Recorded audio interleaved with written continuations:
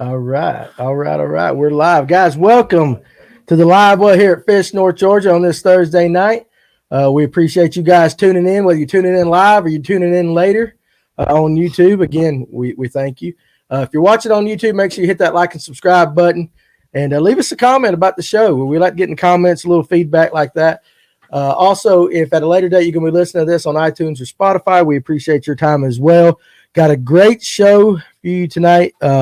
The comment was made just before we came on the air, and it was not by me, but I actually right now am surrounded by probably three of the best bait manufacturers, small bait manufacturers here in North Georgia. So we're going to introduce everybody here in a little bit. I think it's going to be a great show for you guys, and I really think that you're going to enjoy the conversation tonight. So make sure that you Paul, you scared me there. I thought a camera fell over. Good. Got Paul and Nathan behind the scenes running the show tonight, and everything is all well. Paul's giving me the good thumbs up. We're good. So, Scratch Fishing, how you doing, buddy? All you guys in the comment section, make sure you got your comments and all that for tonight, because there's going to be a lot of questions for these guys, and I think you're going to be educated a good bit tonight. So, going to take care of some business first. One of our best sponsors, Rachel Collins with 400homes.com. Guys, listen.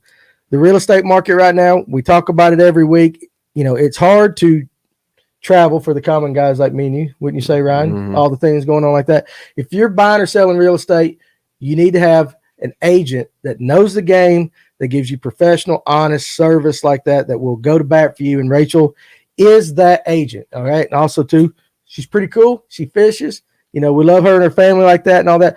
Give her a call at 770-310-0599, or you can get her at 400homes.com. And again, as always, I will move out of the way so we can see the picture. Are we ready? We're back on. Got a camera down. Well, you can see Rachel over my shoulder right here. See Rachel. We can see Rachel like that. There we go. All right. So there you go. 400homes.com. Rachel Collins. Listen, seriously, get somebody you can trust. And we would not tell you her name if we didn't think she was worthy of your business. She's a really cool agent. And I think if you will take the chance, you will enjoy the service that you get from her. So, guys, I've got, like I said earlier, do we want to do this now or do we want to wait? Do we introduce everybody before we get into this? Do it now. All right. First, get this right here. Get this up close. Can you get down there? Guys, if you were on the group page today and you had a chance to see it, if not, you need to go to YouTube. Ryan and I did a little quick, I can't even know, is it Packy? I guess. Packy, whatever. Yeah. One chip challenge right here. All right. We did it. The proof's on the video. You can go to YouTube and check it out. But I'm going to tell you right now, don't do this. Don't do it. Don't do it.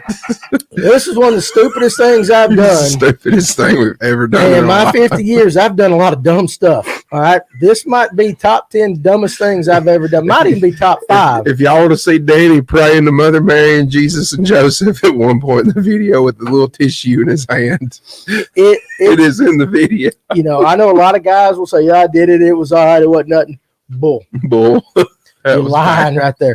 So if anybody comes up to you, you gotta act tough. If one of your customers comes up to you and says, "Hey, y'all should make a video doing this," don't think twice about it. But again, I did crush it. I did the full 5 minutes. Ryan, I didn't. I did like 2 minutes and 24 seconds. That's right. I couldn't handle it no more. I watched the video and it was hilarious. You've seen the proof. It's pretty funny, but my gosh, it really did hurt. The pain, you really can't. You can't describe the burn. And the chip tasted awful. It tasted like it looked like molded cardboard. It tasted. We described what it tasted like on the video. I'll save that. Just don't do it. Walk away. Say no. There's a time to say no. Say no to drugs. Say no to the one chip challenge. You don't need to do it. All right. Other than that, go for everything else. Yeah. Are you good though? We gonna make it to the show? We're gonna be fine. I mean, we've been fine for a while. We've been fine. It wears off. I had to go get Danny some Rolaids because he's like the top of my stomach. It hurt, man. He kept laying there like this. He's like, "Oh, it burns." It did burn, but thanks to when did they start making Rolaids chewable? Just good old Rolaids, or Tums and stuff like that. We could throw the spearmint Tums in your mouth. Or that. Listen, it was nasty. What was it? It was awful. I'm sorry. It was awful. What as bad as the chip though? No. I just read antacid and I seen strawberry and I said, that sounds good. It tasted nothing like strawberry. Okay, it tasted kind of like just a dull. It just don't do it. But anyway, all right. I want you to Ryan, real quick. You see these couple of drinks that we have, and again, these are good drinks. They are good. They're good drinks. But I want you to tell everybody a little bit about it. And I had that stuff in here too. I'm gonna take this home with me. What is it? Oh, okay. So yeah, tell everybody about Gold Nugget Nutrition. We got Gold Nugget Nutrition. They're located in Dahlonega, Georgia. They make energy teas, and they're handmade. And they got, I don't even know how many flavors they have. We'll have to brush up on that, exactly what they are. But Danny tonight is drinking the flavor called Georgia Bulldog. Yep, there you go. I'm drinking the one called Farmer's Market. I have already had the Hulk. It was really good. It's like grape and raspberry. It was really, really good. And they're really, really good teas. The best part about these things is taste like tea, though. They don't taste like tea. They call them teas, but they don't really taste like tea. The best thing about these things is they put ice in them, and it doesn't dilute the flavor at all. It's good. The flavor stays good for a long time. Yep. And then the other thing is this. How do you say that? Enritual. It's a hemp. Hi guys. Enritual. It's a hemp. Rub it on your elbows and stuff like that. So I use this. I'm gonna use it tonight. Danny's gonna use it tonight. I was trying to do like them 90s commercials where like, icy hot. I use this. All I'm gonna say is this: look, when I was talking to him, you think about you going to these stores where it's like products and stuff like that. You think, it's for the women and stuff like that. Actually, stuff like this, a lot of us guys, especially as we get older. I'm not calling anybody out. Me and you, the old guys in here tonight. I know, right? You get sore and stuff like that. So they make these things, and guys should try them out. I'm gonna try it, and I'm gonna report on it next week on the Livewell and see if it does it. Well, you can try it. We're not putting it on together. Okay. Nobody's rubbing bombs on together. But anyway, thanks to everyone at Gold Nugget Nutrition in Dahlonega. Go check them out. It's at 989 North Grove Street. Yep. Right across from the elementary school, right above the hill from the old Wagon Wheel restaurant. So, all right. So it's, serious. The tea tastes good, and I'm listening. No, really My idea of tea is sweet tea. Yeah. And when they said they were bringing us energy teas, I was thinking it's going to taste like this has bull crap. It has no sugar in it. It has all the vitamins that are in an energy drink, though. It's good. And they make them with caffeine and without caffeine. Did we get the caffeine? I need the caffeine tonight. I think we got the caffeine. Okay, good. We'll see in about an hour. We'll see if it kicks in. All right. So again, thanks to that, we've got a couple other sponsors that we will be getting to later on in the show. But tonight, let me introduce my and actually this is a star-studded panel. Okay. I got Ryan right here beside me. Everybody knows Mr. Ryan there.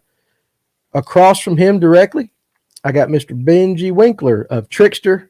Is it custom or use Trixster baits? Trixster custom baits. One of the best soft plastics that we've used. Bar none. Very good. We're going to talk to him about that.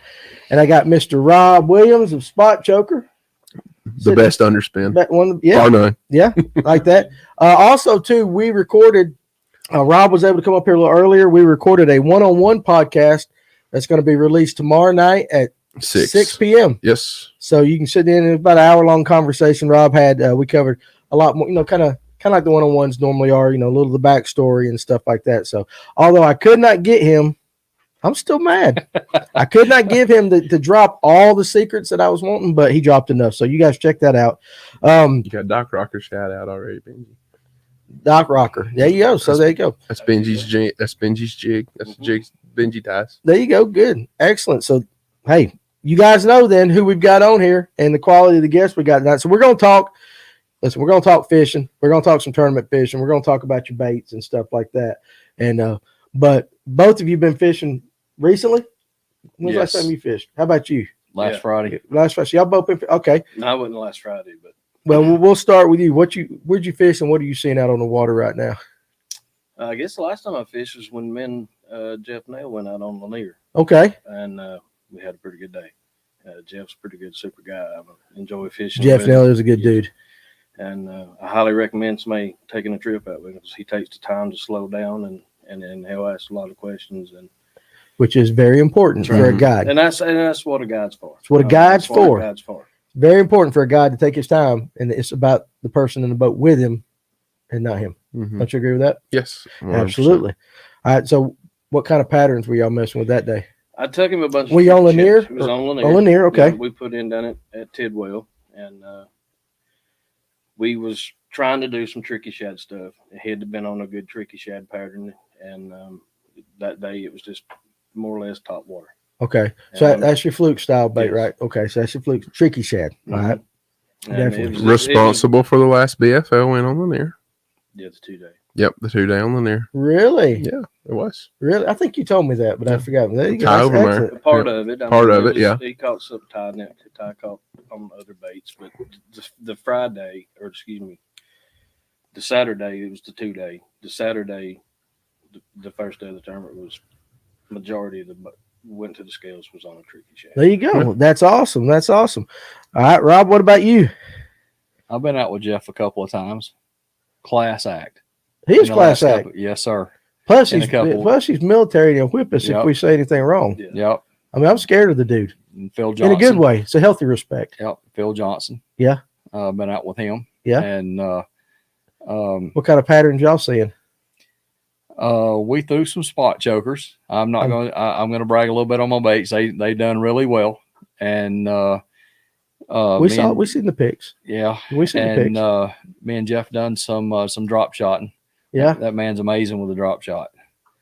Did he do the pitching with it? Oh yeah. He taught me some things. When he was on here a couple weeks ago. I may be old school, but I catch on. I pay attention when somebody's successful with something. That's what exactly. But he was the first person that's been on here, and as long as we've done this show, that talked about pitching a drop shot, pitching it and just flipping it in the What'd you call that, Nathan? Trash fishing? Junk fishing. That junk fishing will make you a hero. That's right. That's what I'm saying. And he was talking well about it, but he goes, that's junk fishing, jigs and stuff like that. But I'm gonna actually give it a shot this weekend. I'm gonna see if I can do that. I haven't done it that way, so we're gonna see if that works. So, but you fish Lanier. Yep. Don't knock it till you try it. I ain't. Yeah, no, I'm not. So both of y'all been on Lanier. The weather's changing a little bit though. It's been hot and all that. Now we got this kind of, with the hurricane and everything's kind of dropping temps down. And of course, it's that time of year. Days are getting shorter.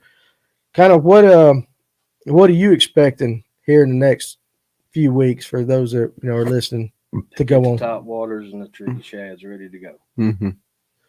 There you go, top water like that. And we kind of mentioned that a little bit in the podcast. Top water and stuff like that. Yep. So, what's your favorite top water? Yeah, whatever they're biting. Whatever they're biting. Because there's sometimes you just have to play around to figure it out. Yeah. So just, in all seriousness, it's. I think I told you wrong. The last term I was in was on Hartwell in the 2 day in the Savannah River Division. Yeah. And I started out with the just the Berkeley, the big popper thing. Cane Walker. Yeah. Even you got 500 baits, it's hard to keep it on. Oh, I know. So started out with a cane walker, couldn't get bit. Fish was busting around, which I knew they was kind of small. Right. But number is get 5 fish in a boat, then worry about trying to coil up or going on. And I ended up dropping down to it was one of Academy's little XPS little 4-inch deal.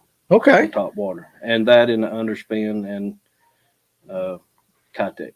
Okay, there you go. And then later on, we caught some on some other baits and stuff like that, but that was the main deal. Rest pretty much. Just because you mentioned it, I think a lot of people discount Academy or store brands and stuff like that.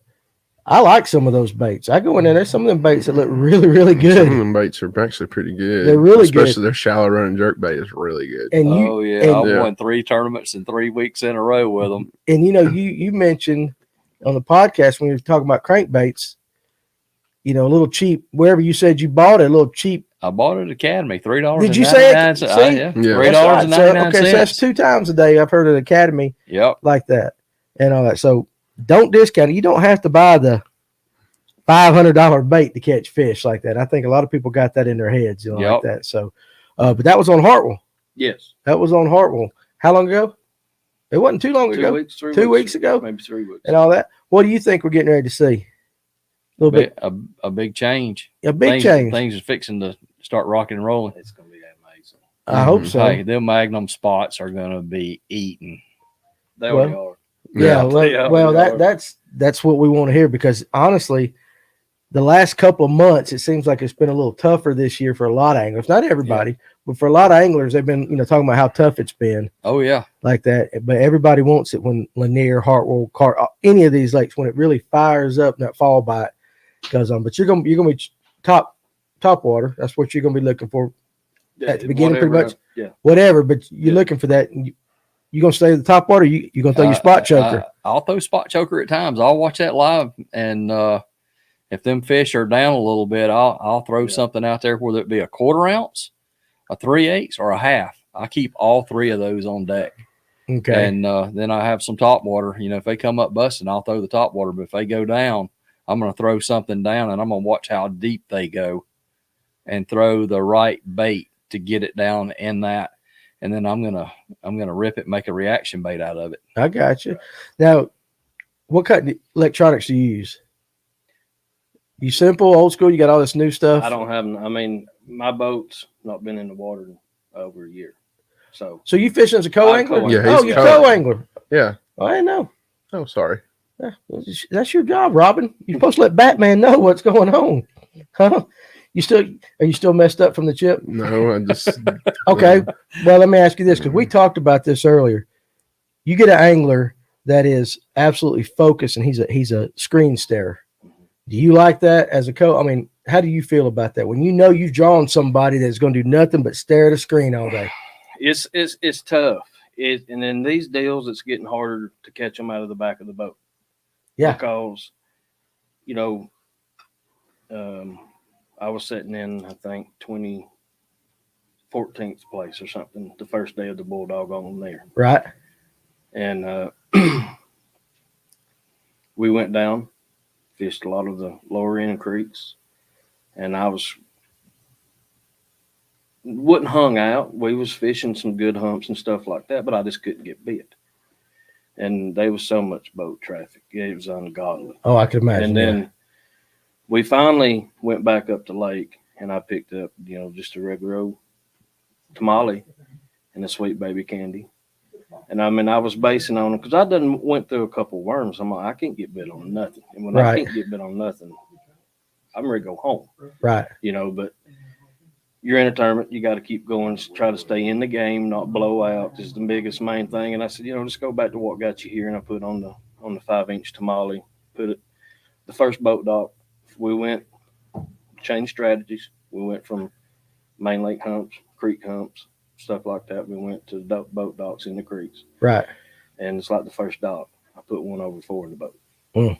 And then the second fish was like 5 more docks up. As soon as it hit the bottom, throw, sweet baby candy, 5-inch tamale. It's, that's for those that don't know those baits. Describe a tamale and describe that color, that sweet baby. The tamale, it's just a 5-inch. Is it kind of like a Cinco? It's a Cinco. It's kind of close to the Yum Dinger. Okay. Is basically, and it's close to the Yum Dinger. And my green pumpkin's always been a little dark. Right. But it's like me and Jeff Nell talked about, they still eat it. Mm-hmm. They eat it. Yeah. And the sweet candy's become my number one go-to, and it's a green pumpkin. It's loaded with purple flake. And there's that color. Mm-hmm. It's loaded with. I loaded it with purple. Some people's got 10 or 15 flakes of this in it, and I use 2 different glitter combinations. I use a 1.5, 0.15, and a 0.035, and I just loaded it up, which actually makes it darker. And, a lot of the glitter will change the color of a worm, even though it's X amount of color in the plastic. I can change the color of the baits with the glitter you put in there. Yes. Okay, I got you. So a couple of people have been talking. I was like, well, I don't have a problem.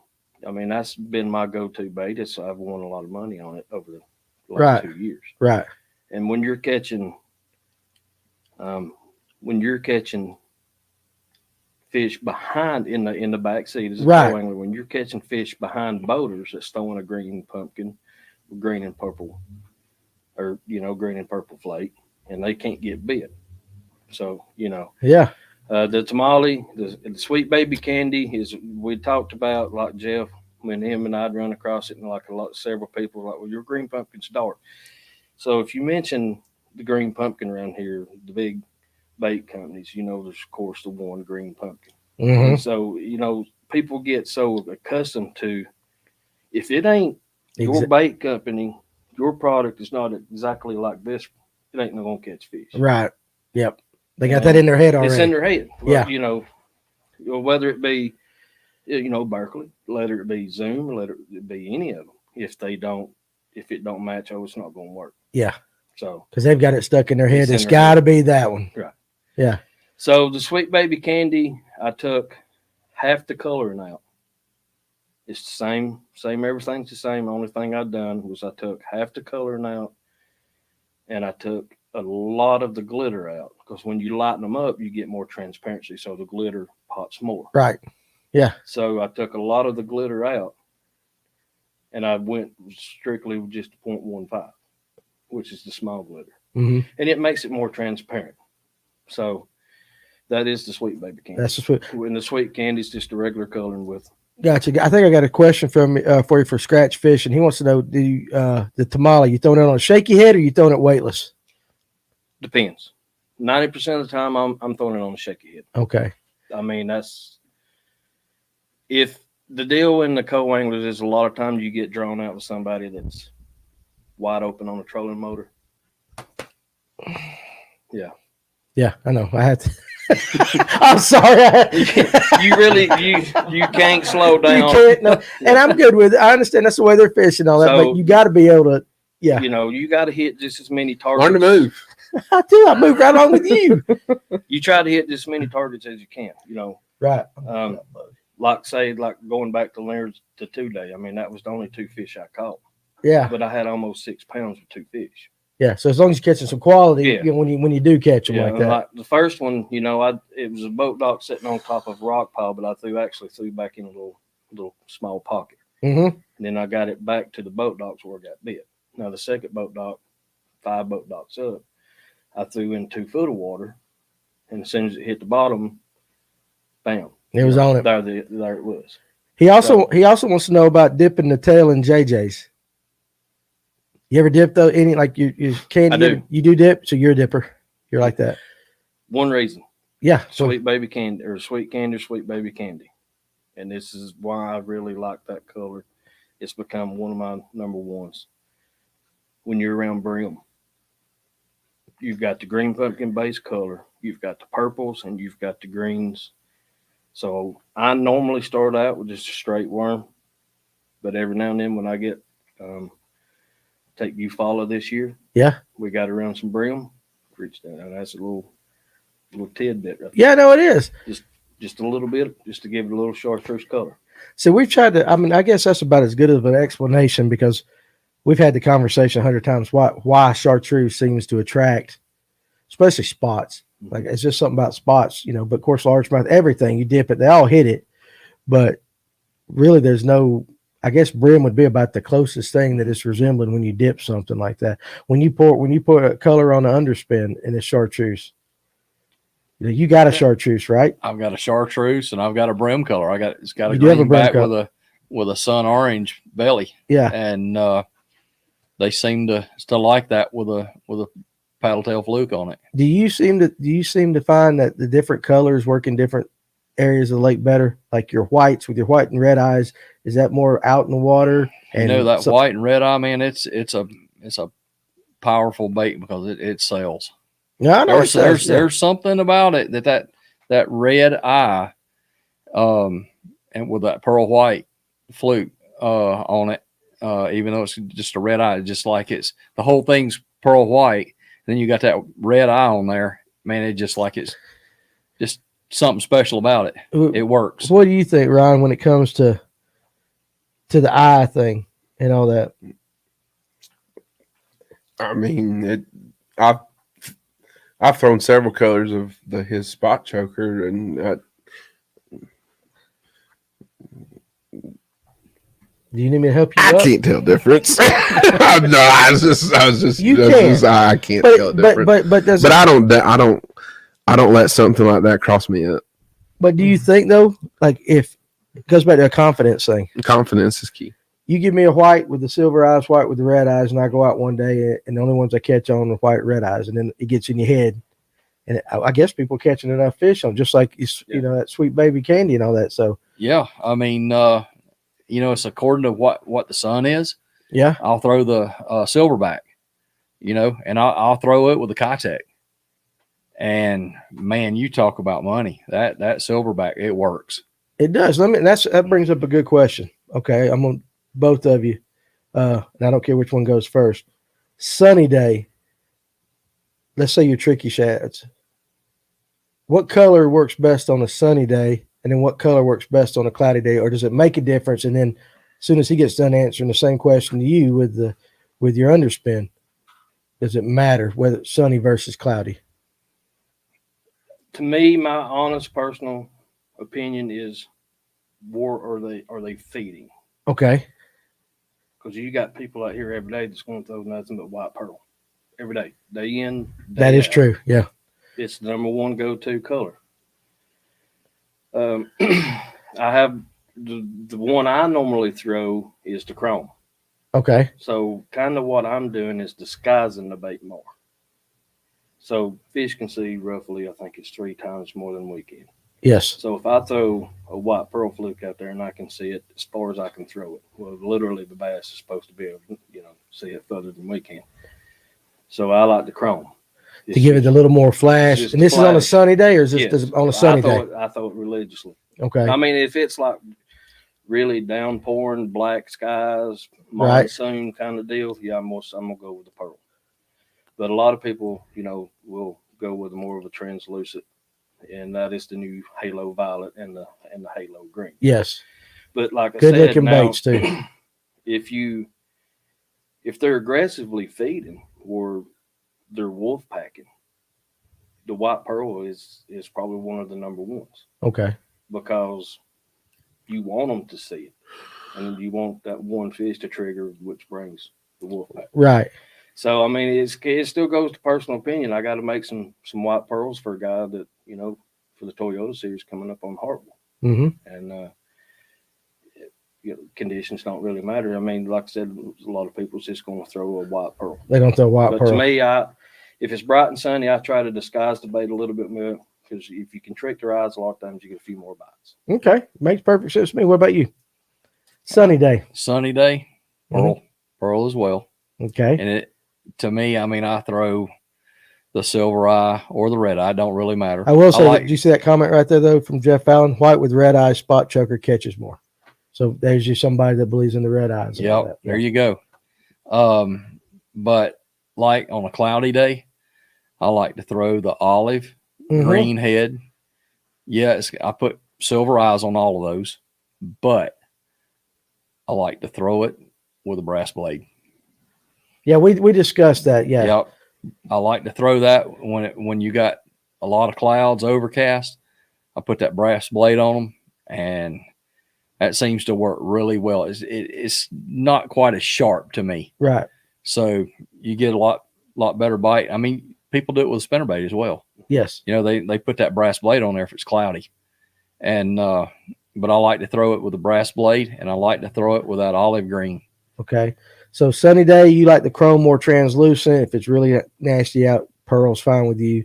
With you on a sunny day, you're throwing pearl with a silver blade. Yep. And then on a cloudy day, you're going more to the olive with a brass blade. With a brass blade. Yep. All right. We discussed that earlier.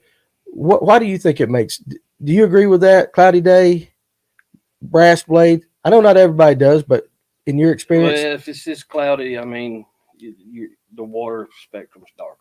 Mm-hmm. Then if you've got wind on top of that, it busts the light spectrum up more. Right. Which makes everything dark. Yeah. So when you go from light to dark, that's like at night, you would think you would want something white. Like, you know, you can see white at night. Right. In reality, you go jet black or black and blues and the purples. Yes. Yeah. So by darkening up a bait, they see it better. It's a damn good point. What do you think, Rod? In cloudy situations and stuff like that, I actually like painted blades. But it's still not as bright as a chrome. Yeah. As the chrome. You're still in essence doing what both of them are talking about. Yeah. You're dulling it up. Yeah. Okay. So again, if you're out there listening, and don't ask me why. Yeah, well, I don't know the science. I just listen to the guys that know what they're talking about. Do it. But that's a good point for somebody that's listening. With your blades, sunny, nickel, Yep, cloudy, brass, or painted. Gosh. Something. What are we doing? What are we doing that? So, what are you laughing at? Is that how I think that is? Who is that? Georgia Dogs. I didn't know Kyle Rogers was going to be on the show tonight. Oh wait, that's Benjie Winkler. Oh, you think who is Go Dogs? I think it's Brent. I don't know. That's what I was asking. Brent's an Alabama fan. There you go. Yeah, okay. That's right. All right, so you know that. So, do y'all throw spinner baits near rocks more, or near brush more? Which is better to target? Yes. I'm a rock fan. You like the rocks? I do. I like the rocks. I like over brush. Yep. And why? The rocks, even in the wintertime, the rocks will warm, and the fish will, when a colder water, the fish will attract to those warmer rocks. Okay, that makes sense. What about you? Yeah, rock. You like the rock over that? I'm throwing spinner bait. I'm throwing pretty much. I'm beating the banks. Okay. Now there is a lot of people that throws them over the brush piles out here, and they can get them, to react, stuff like that. Well, it's few and far between these days, right? They're throwing something. Spinner bait's kind of falling out of style. We talk about that with that. We're old school. Ryan's a spinner bait guy. If you had a spinner bait or a chatterbait, which would you throw? So you do throw a chatterbait a little bit because you're talking about that. Yeah. We know some guys that won't throw a spinnerbait; they're just gonna throw a chatterbait, or vice versa. I'm a spinnerbait guy. You're a spinnerbait guy. You mix it up. Not to say I don't have any. In real dirty water, I like the chatterbait. In super clear water, that's interesting. So you go super clear. You go with spinnerbait. Yeah. And that's opposite. And I'll throw a chatterbait too. I mean, like I said, it comes down to profile. Okay. A profile. You got sometimes they might, the blades. You've got more flash. Right. On a spinnerbait than you do a chatterbait. I mean, to me. Right. Because you've got two big old blade or two blades back there, and they both have the skirt flare. But still, I love good spinnerbait bite. Okay. Now, you a year-round spinnerbait kind of guy, or only in certain times of year? Depending on the lake or whatever you're fishing. If you got windy conditions and there's a lot of fish up shallow, you can throw a spinnerbait. And sometimes, which it could be a crankbait. I don't get keyed in on. That's something I do. I mean, people ask me what I need to do. Okay. If you'll look and think, fishing changes every day. I mean, when me and Jeff was out on Lanier, he had like one or two to just come up and look at a tricky shad. And he was not just throwing mine. He actually tried the other ones, and a couple different more. And it was all about the top water. Right. One time I looked down, I said, "Oh my God!" He's like, "What is it?" And he looked, and I had two super Lanier studs. One come up and turned on it, and it was. Me and Jeff said that fish was over 4. And then when that one turned and went back down, here comes another one up. And I thought it was going to grab it. And then I just kept working it, and they turned around and went back down. Don't that frustrate the daylights out of you? I was in a boat with Ryan earlier this year, and he was screaming at one.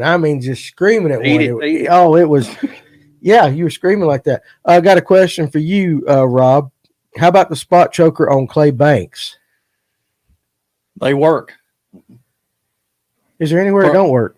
Because I know they work. No, well, let me say this. I got a buddy of mine that we fished together, and he said, "Dude, I've never seen anybody throw a bait, and you work it painfully slow, and it works on red clay banks too." So there's your tip.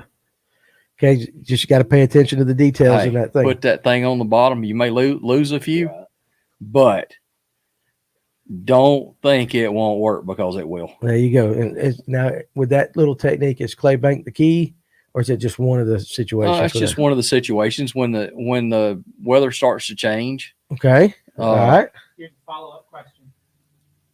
Yeah. Also, so Brad Pruitt wants to know, what's your rod, reel, and line setup for the Spotchoker? And I guess that depends on what weight you're throwing. I use a 5-3-1 Lose reel. on a 7-foot medium with a fast tip. 5-3. 5-3 to 1. I work that baby slow. Yeah. And there's another little key there, boys. Yep. Yeah. That's a key there. Thank you. A little slower than me. It is, but still. Mine's 6-1 to 1. But a lot of people get that in their mind. They're burning them jokers. They think they're Sabills. No. I mean, I know slow that thing down. Sometimes, I mean, if a fish are schooling and you make a long cast, if you'll read some of Phil Johnson's write-ups, he'll talk about that. Kevin Underwood will tell you the same thing.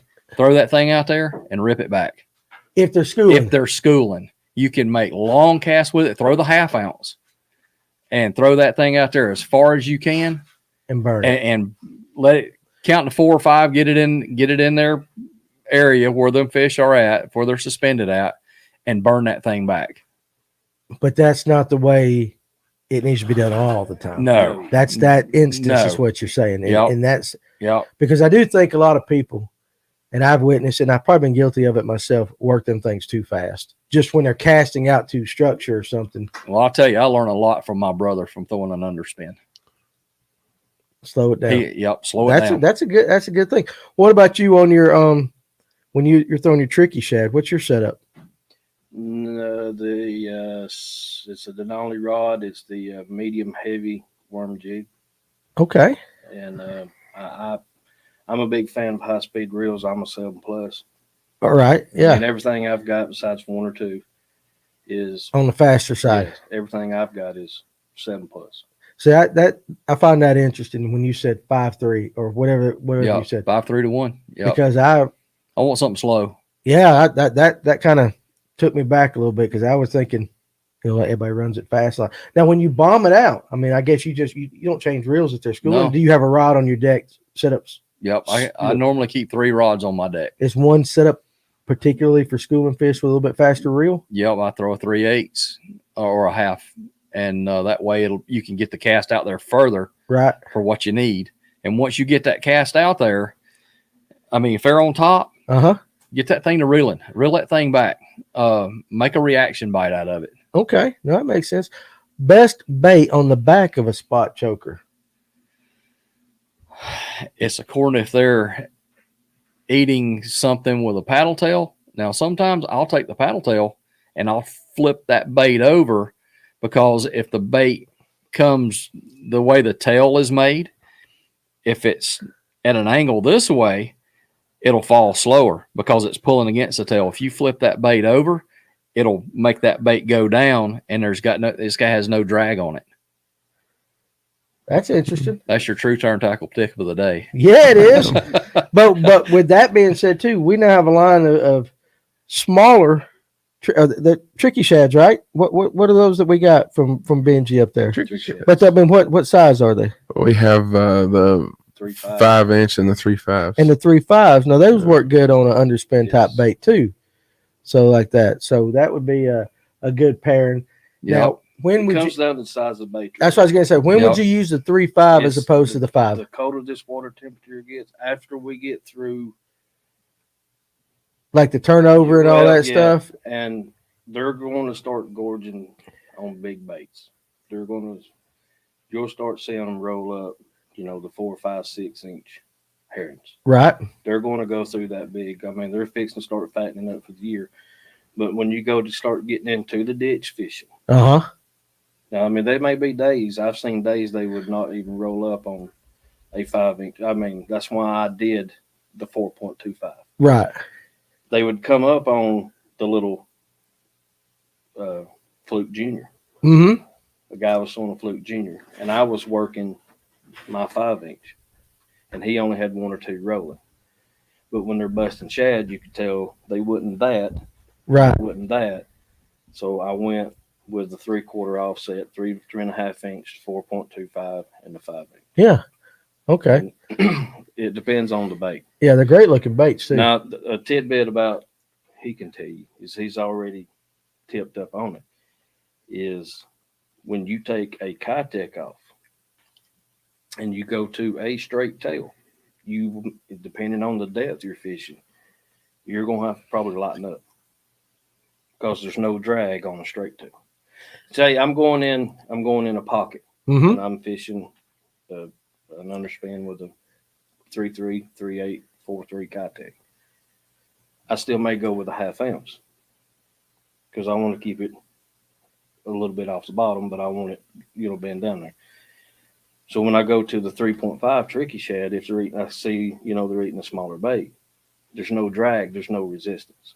Gotcha. Okay. So you're cutting through the water, and you may even have to go to a 1/4 ounce in from 0 to 10, 12 foot, versus where you can get away with the 3/8 or the 1/2 ounce with a paddle tail. So there you go. Listen, guys, I hope if you're listening tonight, you're getting all these little tidbits of information, these little tips and all like that, because I'm trying to be a sponge over here. I'm not even paying attention to the questions because I'm trying to learn something and all that. So a lot of good stuff's being said right now. So I hope you guys are paying attention. But I want to talk about a new sponsor that we've got on the show. If you check out my hat right here, can you zoom in on this hat? Can you get to that? So one of our newest sponsors here is For Her Outdoor Apparel. Okay. And here's the cool thing about this company. Now, I talked to Miss Jennifer the other day. Our audience is primarily men, okay? But we know that there are women who are out there fishing and all that. And we have, of course, we have great women behind us at our house. This company was created. It's run by women, a grandmother and a granddaughter. The granddaughter's name is Peyton, and she actually fishes on West Forsyth's fishing team. But I got to talk to Miss Jennifer. She owns a bass cat, by the way. That's awesome. She owns a bass cat. She was up there talking about taking it out on that. And I was like, all right, this is a cool woman right here like that.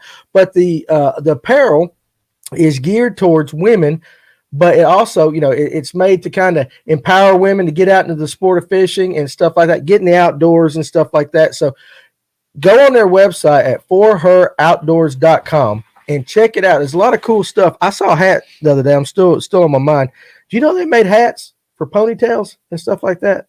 I mean, this thing is designed to pull a ponytail. No, we don't need a ponytail for that. Right, so we don't got it. But I'm not taking mine off. But what's cool about it is it's also stuff that we as guys can buy for the women in our lives and stuff like that. I've got a wife and 2 daughters, and I was looking through the website. I'm like, I know that they would like this, that, and then you kind of give them the encouragement right there. There you go. So you see that? Pull that back up for me. No, it's on the brand.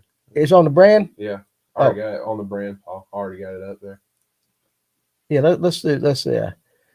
I want to make sure everybody sees this right here. So check that out right there. So For Her Outdoor Apparel, right there. Go on and check it out. But there's stuff that guys can wear too. I mean, this is a good looking hat. So, but I think it's really cool that we encourage not only us ugly men and all that, but women to get involved in sports, and that our daughters can go out there and do the things that our sons do and stuff like that. And so we want to definitely encourage Peyton in her fishing, with the school and all that. I hope she gets out there and just whips every boy's tail like that. I think it'd be really cool. But I want you guys to go check out their website. Hey, listen, we got Christmas coming up. You got daughters, you got wives, you got something for yourself. They've got the clothes, they got the hoodies, the t-shirts. They had all kinds of stuff out there. They got a hunting line that they're coming out with. Yep. That's right up our alley like that. You like to hunt and stuff like that. So check out For Her Outdoor Apparel at forheroutdoor.com. And listen, let's go support this. This is a local company out of the West Forsyth area. So we definitely want to not only thank them for being a sponsor here on the Livewell, and we hope we get this relationship and grow with them and see their company grow. But now we can follow Peyton in the tournaments and stuff like that and support them and support her in what they're doing. So again, I want to thank Jennifer and Peyton for coming on board. I think it's a really cool thing, and they made it to inspire. Well, actually, what she was telling me, some of the story behind it is she wants her Peyton, the granddaughter, to learn the business and to get out there and be confident and all that. But it's made by women to inspire other women, and that's a pretty cool thing. We do not get to do that here on this show enough. To shout out companies like that. So we definitely are looking forward to a good relationship with them. Go check them out, For Her Outdoor Apparel at forheroutdoor.com. Check them out. Go buy you something. It's good looking stuff. That would be awesome for the middle school and the high school kids, because I was really impressed when I done the high school fishing seminar with Phil Johnson a couple of weeks ago. Yeah. I was really impressed to see how many young ladies that were there. It's growing. It's growing. You know, well, Hawkins' daughter's pretty good. Yep. Oh yeah. I mean, she wore some boys out like that. So listen, hey, listen, them fish don't see a gender behind that rod. No. All right. So hey, we support them and we hope to do well. But again, thank you for coming on, and we look forward to supporting you and seeing your company grow like that. So speaking of which, growing. Both of you got bait companies and all that stuff like that. So, you know, we'll start with you, Benjie, as a you know, a small, I guess you're a one-man operation. Yes. One-man operation. You know, talk about some of the challenges, you know, in producing baits, picking out bait stuff that you're seeing in your business, you know. I'm working on trying, hopefully, to get a shop so I can get some help. This is my first full year strictly bait business. I've got a lot of stuff. Some of it, you know, like some places they want this bait, they want that bait, so I kind of can do that, you know. And some of it is they see there's so much stuff going on in the fishing business now. It's hard to keep up with a lot of the other stuff. Mm-hmm. And me in a shop, I mean, I am literally doing this in a room about like this right here. Yeah.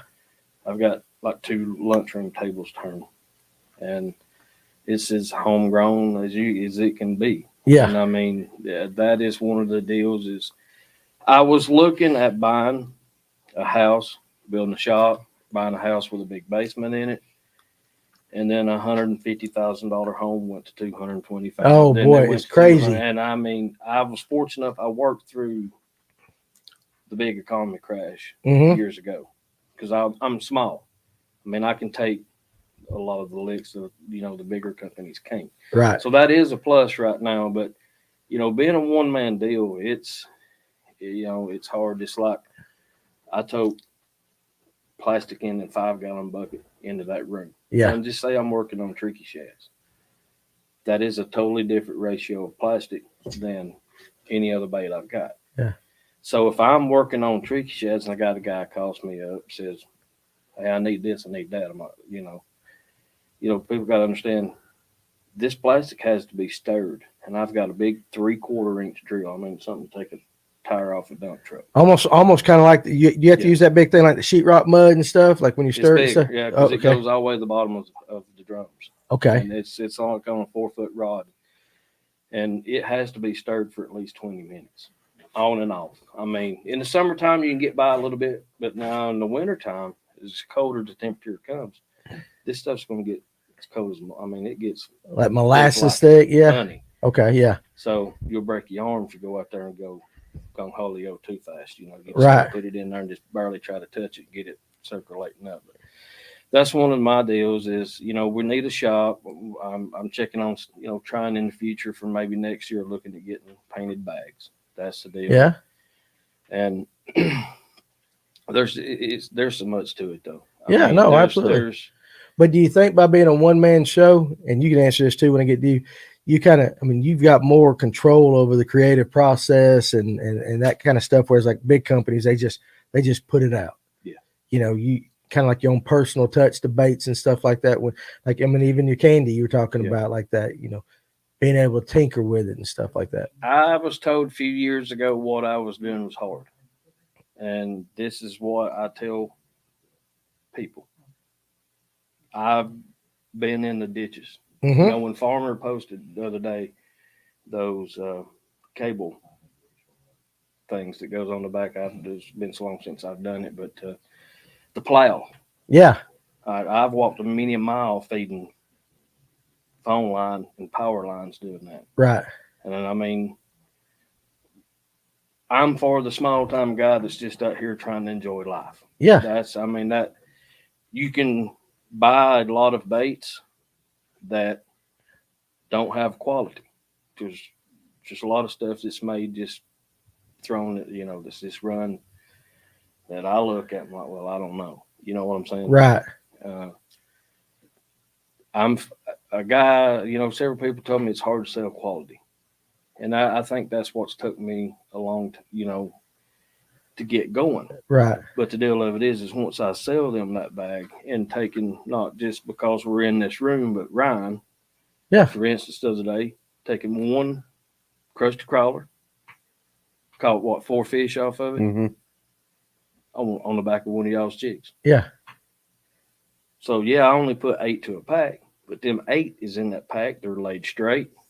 We do brag about that. They're not. We do brag about that, don't we? You always say that he takes the time to put every single bait. Well, you go buy a bag of not throwing off. I don't throw off on companies, but you go buy a bag of 12 or 15.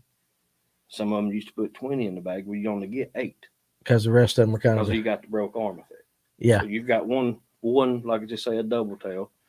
You got one perfect, then you got one over here that's twisted up and jacked all around. It's not going to work. You can try to bull them and bull it out, but still not the same. You shouldn't have to. You shouldn't have to do that. When my mother, she helps me doing this. She does a lot of the packaging, so I got to throw a shout out to her. She helps me tremendously. She does a good job. And I've been doing that all the whole time. Is because once you sell a man that knows what's going on, once you sell him, and I'm not just bragging, but a quality. Yeah, no, absolutely. No, you should brag. No, it's your company, dude. Yeah, I'm not trying to toot my own horn. You should, though. There you go, right there. Ron Swimper. He come and got some Saturday. Yeah. So, once you get somebody that knows what's going on. Yeah. Like, hey, man, he only puts 8 to a pack. And that's, the story behind that is everybody I've been asked several times, even Jeff Nail, how do you get them in the bag? It's a pain in the butt. So, but you do take your time and do that. And it's funny you say it's not funny, but you should. Number one, you should toot your own horn because you're in the business and you make a good bait. But you talk about quality, which definitely jumps me right over into YouTube because again, we've had that conversation. You can go buy cheaper underspins and all that, but you said, "Hey, I'm going to put a Gamakatsu hook in it. I'm going to use higher quality components in it. It's going to cost a little bit more, but they're going to get a bait that will last and that will work." Yeah.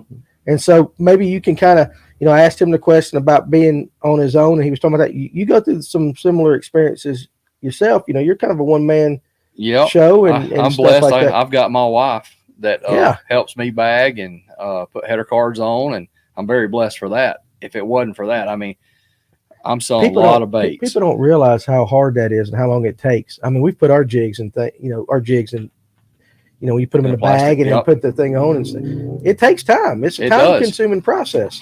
Yep. And when you're doing hundreds of them, a week, almost like I should back up and say hundreds of them every couple of days. Well, there you go. Toot your horn, buddy. Yeah.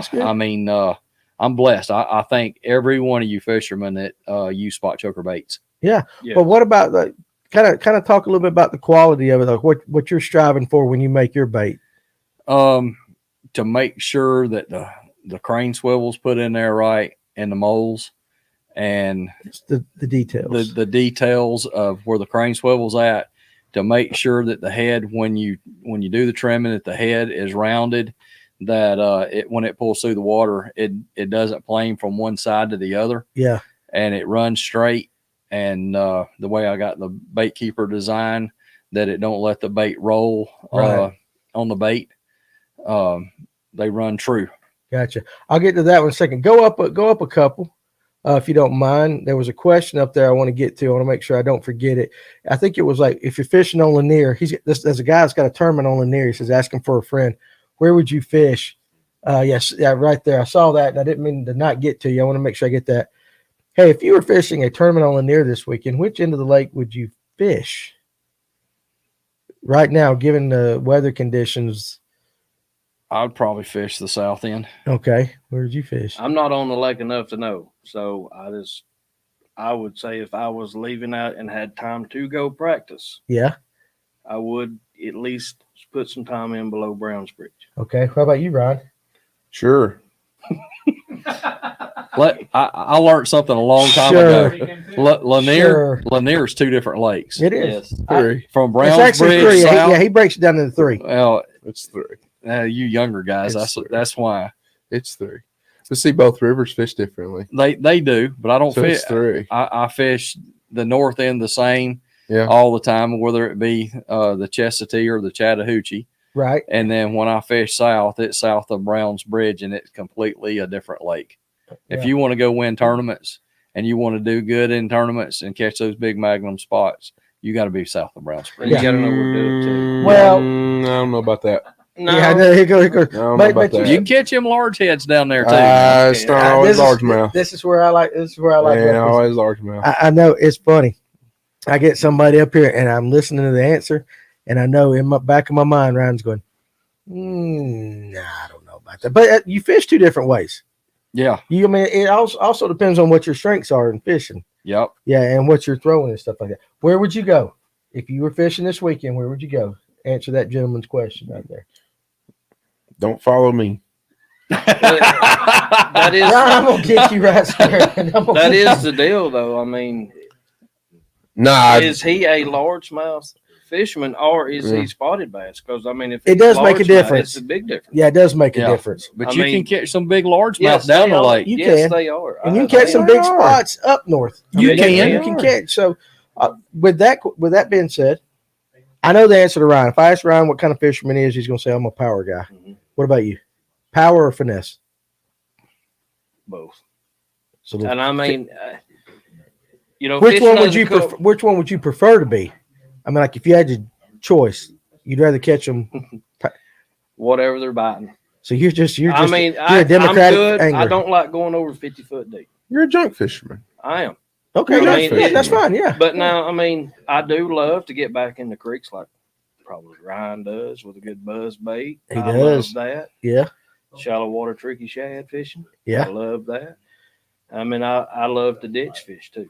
I love ditch fishing. I've become to where I would just about soon, I mean, you've got your top waters. Don't get me wrong and stuff like that. But, to be in the BFLs, you have to be versatile. If you're going to catch that's a good answer. You have to be versatile, and that is the number one thing. And, I've got now where when they call you, like you get your parents through the BFLs, I just say shallow or deep. That's about it. You just ask you ask your angler. Yes. You ask your angler, shallow or deep. Like this, shallow or deep. Yeah. I mean, that's a bit, and that they'll and get prepared. They're going to say, I may be out in 30 foot of water, and we may be beating rocks. So it's. But you at least make the effort to try to find out kind of what his general pattern is going to be. Shallow or deep. And muddy and clear. That's 2 questions I asked in the more shallow, deep, muddy, and clear. Very smart questions. What about you, power or finesse? I'm a power fisherman. But, it's just like I'll bring this up, the Eric Beasley tournament, and that was in June, right? Yeah. Well, yes. Yeah. Mm-hmm. Yeah. First of June or second week of June, somewhere. Yeah, somewhere like in there. Yeah. Most of my fish come on a redfin. Really? Mm-hmm. And people look at me like, there ain't no way. I do I do a few little things to a redfin. I doctor it up a little bit, and I'm a big redfin fisherman. Again, there's another check in my sponge that I'm listening to right there. So it made a big difference for me. I like to change things up, but by nature, I'm a power guy. Yeah. Okay. I like to make them eat. We're going to another good point is to this. It's time of the year. Yep. And pattern. That's what a lot I worry about. Time of the year and pattern. Now you may have a Ryan that wants to go do what he does year round. He may do good one tournament, and the next tournament he knows he may not even get a blow up on a frog. Yeah. But he's consistent. He with it. He does do that. So, time of the year and pattern is what I look at. Okay. That's, I love bed fishing. I could bed fish. I mean, I could do that year round. It's fun. Just catch them and throw them back. It is fun. We don't have that option. Right. So it's to me, it comes down to the pattern. I mean, I'll go to the bank. I like, you can go to the banks. We did good on Lanier and the Scooter Trail down here this year. No, we was fishing no more than 15, 18 foot deep. Right. And I was Carolina rigging a tamale or a shaky head in a tamale. Well, that's one technique I wish I could have confidence in doing is Carolina rigging. But see, I don't do it enough. That's like watching paint dry. But see, that's the thing. I find and it goes with just about every technique that you either love it or you hate it. Oh yeah. Or you like me and just like, not that I hate it, I just don't do it enough. It's teach their own, but like that's funny. Okay. Like you I love it, and you're like, I hate it. It's like paint dry, so it's cool. 1/8. I thought normally throw an 1/8 ounce shaky head with the tamale. Mm-hmm. If it does get windy, I may go up to the 3/8 or the 3/16 or a quarter. Right. Carolina rig, every now and then, if they're super, super, super shallow, I may drop down to 3/8. 9% of the time, it's a 1/2 ounce. Mm-hmm. So when you're out here fishing, say you've done throw the shaky head on the bank and you're out here throwing in 15, 20 plus foot because the fish is out there. Right. You got a 1/8 ounce shaky head falling at 1/2 mile an hour. Something like that. Well, you got a 1/2 ounce. So you cover twice as much, 3 times more water getting that bait down because you're losing 15 seconds on a shaky head versus where it's 3 seconds, 4 seconds, it's on the bottom with a 1/2 ounce. That is a very good point that I hadn't thought about. I'm gonna I've got a follow-up question for you real quick, but I also this last part of the show, guys, I want to talk to you about another sponsor. We got Buford Dam Bait and Tackle, guys, located at 2595 Buford Dam Road. Listen, Dave and the guys, they're cut from the same mold as us. It's a great store, whether it's live bait, anything for bass, striper, trout stuff, or behind the dam right there for the guys that like to go up there, right behind the Buford Dam and the Chattahoochee right there. But the thing about it is when you walk in there, Alan works up there with them. Those guys right there, when you walk in the store and tell them what you're doing, they're going to set you up with the right bait for what you need. They're not going to sell you something that you don't need. They're going to try to set you up. And they've got everything in that store. When you walk in, again, like I said, if you're a live bait guy going after the stripers or whatever, hey, they can set you up. They got a great selection, a lot of local products and stuff like that. You need to go in there and check them out if you're in that area. And again, it goes back to kind of what I've been saying earlier. Support your local tackle shops because they're the backbone of really the angling community. They're the ones that you can go in there and ask, hey, what's biting? What are the guys doing? What are you selling? Stuff like that. And they'll take the time to talk to you. Again, that's Dave and the guys over at Buford Dam Bait and Tackle. Check them out. Tell them the guys at Fish North Georgia sent you. You will not be disappointed. And again, like I said, let's support these small local businesses like that, especially during this time right there where the economy is kind of, we never know what it's going to do from one day to the next right there. So, but they're great guys. I actually, I can call Dave up. He'll tell me whatever I need to know right then and there, and you can too. So go check them guys out over at Buford Dam Bait and Tackle. And again, thank you for your support. Now, I want to follow up just something, and I might have misunderstood what you were saying on the Carolina rig. So my idea, and again, I don't throw it enough, so I might be wrong. You got your big weight at the front, and I thought most of the time that your bait in the back, it's weightless. It is. Okay, so I thought for a second maybe I misunderstood you, and I thought you might have had a shaky head on the back of that Carolina rig. And I was like, okay, I wanted to clarify that because I was like, so did I hear that wrong? That's another point too that nobody thinks about. So let me break it down a little bit more. Yeah. When that tamale is on the back of that shaky head, it's on a screw lock. It's pinned. Okay, so you throw it on a screw lock. Yes. Okay. I got some few shaky heads out now that's got a 5/0 hook in. That's still light wire, right? That I can make in a medium wire. Right. You get into the 5/0, but it's still a 10 to 12 pound. I wouldn't go below 10 on these. Okay. But when that bait is on the back of that shaky head, it's pinned to it, regardless of what ounce it is. Right.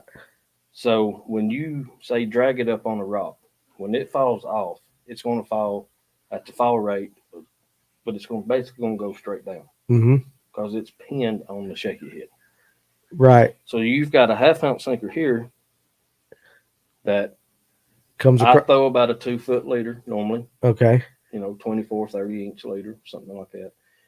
And then with a tamale on the back of it. And you can eat up on the leader in the spring. That's just, trust me. Trust you. Okay. Trust me. I see the smile on There's your face. There's a lot of places. There's the slime grass. A little bit of secrets coming out now, ain't it? I like it. This is my kind of show right here. Well, but no, that's good, I like though. helping people. I mean, absolutely. That's what we're here for. So you're dragging this sinker up on a rock. Okay, the bait may be back here. So you say you drag it up on a rock this tall. When that sinker falls off, it takes off wide open because it's on a 1/2 ounce. So then it may fall, say it's on a foot rock. Then when it hits the bottom, it quits. Or versus when you drag the bait off of that rock and just say, you drag it and you kill it. You feel it fall off the rock and you kill it. That tamale, Cinco style bait, will be back there and it will actually go to fluttering down. So you've got the same bait, 5-inch tamale. 2 different presentations. You've got 2 different presentations on the Carolina rig. Okay. You've got, the shaky head. It's going to just pretty much fall straight. Okay. And you put the action in the shaky head, shaking it. With the Carolina rig, you can got more liberty because when you're dragging it, it's back there bouncing off rocks, doing this and that. Okay, I got They go like this. And they grab it. Yeah, they grab it. Now, wait. They do that. But a lot of times, about the time you start dragging it, you'll just realize you slack up and you'll start to pull it. Get ready because they ain't going to do that. They're going to go. Oh, they're going. Yeah, they got it. You don't know it. They got it.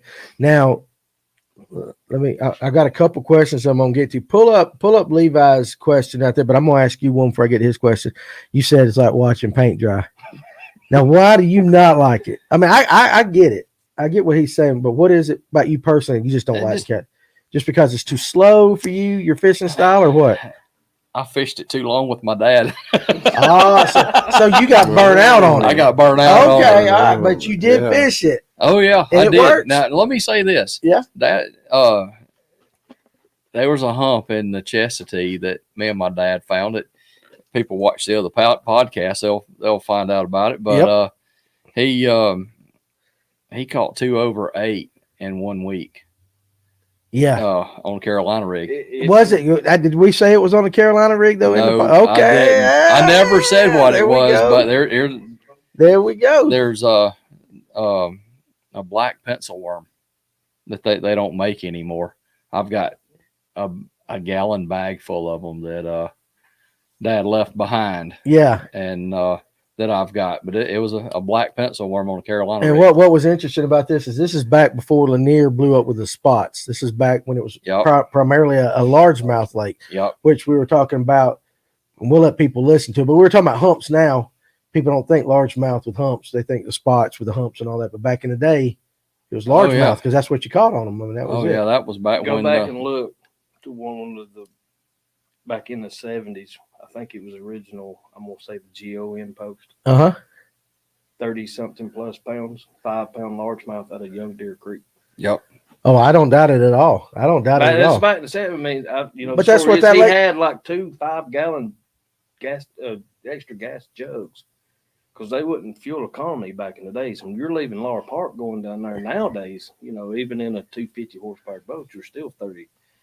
On a good day, you're still 35 minutes. Yeah. Oh, absolutely. Depending on, how the far boat traffic and all. So this guy, he had like 2 extra 5-gallon gas jugs just to get down to Young Deer Creek. And I think it was one of you remember the story? I do. 30, I think it was 35 pounds? 30-something pounds. It's over 30 pounds. That's back in the 70s. So think about that. Best 5 fish over 30-something pounds in the 70s. You don't hear about that nowadays. No, you don't. No, but you get 5 Magnum spots that weigh 22 pounds. Yes. That's a good day. No, absolutely. Now, I already know your answer on this. And you need to listen to the podcast if you want to know the answer. What's your thought on a double fluke rig? I like it. Yeah. You know why I said, I know why you said it. I know why you got to listen to the podcast. He's not a fluke guy. Okay. What is it about the double fluke rig that you like this time of year? You double your chance catching fish. And it makes it more schooly looking. Instead of a single. God almighty. What? 32-inch leader on the Carolina rig. Look out for it in the back of the boat. I would be hitting you all day long or something trying to fish that right That's there. a long leader. That's something. I mean, I normally do a 2-foot leader. Yeah. But I have heard of people using 4 and 5 foots. Okay. But the thing about it is when you go to swing on one without such a long leader, when your weight is up here and your bait is all the way back there, that's where you can start getting into trouble. Absolutely. Like I said, I'm gonna get to Chase. I'm gonna get to your question, but I'm gonna drop down one on Farmer right below you. He wants to know the donkey rig, which is that double fluke thing. How do you rig it? Swivels. Just swivels? 3-way swivels and an extra swivel. Okay, 3-way swivel and extra swivel. Okay, that makes sense. 3-way. You can. I use the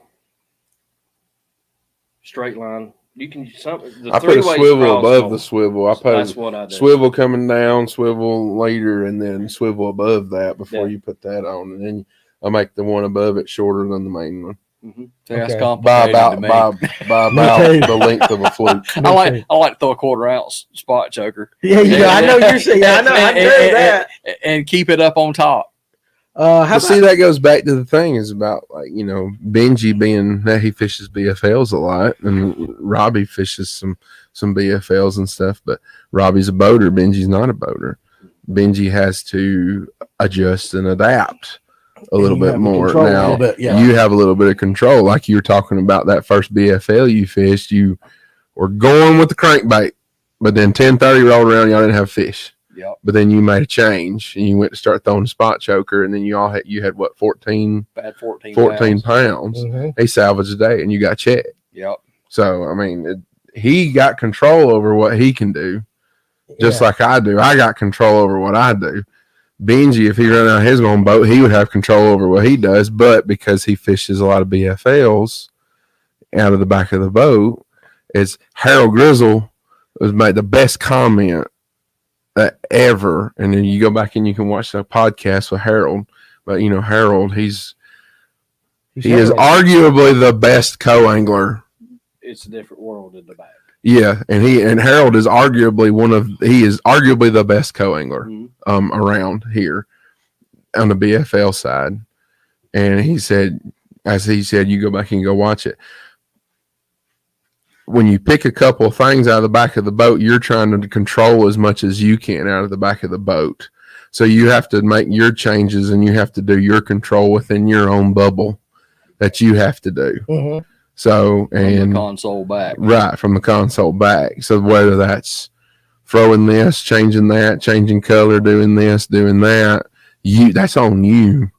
And you see a lot of co-anglers that they get a little bit burnt out of fishing as co-anglers because a lot of moors getting burnt out. Yeah. On account of live scope. Yeah. Yeah, that's what I was about to that's say. A whole other podcast right there. But I know what you're saying as a non-boater. Yeah, and I know Robbie. When you watch our the one-on-one with Danny and Robbie touches pretty good on electronics, and we'll try not to go down that rabbit hole. But Robbie's a lot like me. He still likes to line up with land markers on things. I'm old school. And you have graphs and you have live target of some sort on the front of your boat as well. But you use it as a tool more than as a broke neck. This is the only way I know how to catch fish type of thing. Right. So, and I got you. There's a lot of guys that's what they're turning into. The only way they know how to do it is. Yeah, I know exactly what you're saying with that. Either one of y'all throw a Tokyo rig and soft jerk bait on Tokyo rig. I haven't. I bought some Tokyo rigs. I've never thrown it. I've never. I could not give you a pointer on that. So I wish we could help you with that. I guess the best thing is go out and just throw it and keep trying with that. Florida. Yeah, Florida. They're good on grass lakes, like up around in here. Say like some of them like Burton and Lanier's even got it. When the slime grass gets very bad, I mean, you can't work a shaky head. You can kind of get by with a Tokyo rig. Just keeping it off that grass a little bit. Keeping your worm, because a lot of it is still going to wad up around that hook. I mean, the base of the worm. But. Right. There you go. Yeah. That said something. A spot choker question from Ron. All right. So When you are fishing points with the Spotchoker, do you always fish it downhill, or do you ever get up shallow and fish it uphill? I like to throw it across the points a lot of times. Shearing across the guy. Yep. Parallel. Yeah, I'll parallel. Fishing a tournament, I'm not one of the guys that front end somebody. I'm really not. They pay their money just like I do. Mm-hmm. And I want to give them a shot for them. But not to say that I don't target my stuff first, Right. but then I give them a chance. Yeah. I like to be fair about it. That's just the way I was raised. I know. But with the invention of live scope, like where Benjie was going, you get these guys, and I've heard it hundreds of times. They concentrate on one thing, and especially if it's a hump or offshore. And that guy's he's on the front of the boat. That's his hump. He's fishing. The guy on the back, you're kind of just screwed. I'm gonna say this, and I'm gonna kind of leave it. Yeah. I'm not trying to start that. Start it. It does, and it is rough back there. Oh, absolutely. I bet. I zeroed the second day on the nigger. I'm not throwing off on the guy I fish with because I know before I get in the boat. It is the new technology. It is a winning technology. It is not going to go away, and it is here to stay. Yeah. If you're going to be a co-angler, get used to it. Yeah. Unless we do the tournament we're talking about doing. Yep. Now we thought about. I don't know what y'all talking about. Well, we were just talking about earlier today, just throwing a tournament, no electronics. That's been talked a lot. Yeah, even if it was just not a trail, but just a tournament. GPS, for GPS. No. I'm talking about nothing. Yeah. Because you still got sonar. Talked about a lot. Yeah. Because you still got sonar. I mean, these units, would you let 2D sonar be okay and just no live scope? No. You just want nothing. No, everybody knows these lakes well enough now. There you go. So that might be something. Well, if it's what I was getting at is if it's a traveling deal. No, I'm talking about just having a tournament. Right, but he's talking about just having a tournament. Yeah, he's talking about just having a tournament on. Yeah, local fun tournaments. Yeah. Let me start. Let me start the stick real quick though. I do have because you know me, I'd be all over that in a heartbeat. But my graph on my console's flush mounted. What are you gonna say to me? Oh, that's a good question. Because my 8-inch HDS is flush mounted. Yeah. Absolutely not. Not on my boat. No. My boat costs way too much money. Is there a way to unplug it from somewhere? Yes. Yeah. So if you did that, you could unplug it and have the tournament director put something on it and tape it in a way, or put something over it that only he knows how to do, and you can tell if it's been noodled with or not. Yeah. But that's still the concept though would be fun. And that's what I was talking is to say what, Nathan? Can we have a kayak division in this? No kayak division. So like we was talking. Yeah, we can. Say like what we was talking earlier tonight in the podcast that we were doing. To me, the younger generation don't understand what it means to be fishing tough. And the reason I'm saying that, just like what you're saying, fishing out of the back of the boat, it's tough fishing out of the back of the boat. If them young guys had to grow up the way I did, it makes a big difference in how you fish. Yeah. So kind of same way with me. Yeah. Well, in a nutshell, what we're talking about is with the technology out there today, the kids are looking down the whole time. But they're not. In the old days, a guy could come up to a point and he would look, say a big rock or a boulder in the water that he found. They'd be able to look at the land and say, okay, that tree by this tree by that, whatever, they could kind of orient in their mind, and they could figure it out. Three position and stuff like that. Exactly. And they knew where that rock was. That's number one. And that still works. It does work. It does work. But it's not being taught. Because you can line up on Reef marker pole. Yeah. The big oak tree. Right. That's off the point. Yeah, but that's right in line with a floating buoy marker. Yeah. And there'll be a brush spot. And there will be one. But the generation today's come out where they're going out and they're just, all right, waypoint. If you took that all away from them, I wonder how many kids would lose the enjoyment of fishing because they can't see the fish. They wouldn't fish no more. They wouldn't fish. That's what I'm saying. They would lose the enjoyment of fishing, and because it's not, I don't want to say easy because it's still too. You still got to make them bite. Not to interrupt, sorry. Yeah. If they're bank beaters, I call it bank beaters. No, yeah. If they're a power fisherman, they're going to love it. They would be more apt to do it than somebody's offshore. Totally 100% preference. I agree with that, but it would be interesting to get. I seen a comment. 50 boats. I seen a comment on a Facebook page the other day about someone talking about it was a advertisement for the new Garmin transducer for the live scope. Right. And but one of the comments was something to the effect of you can't fish offshore without electronics. That's bull. That was in for years.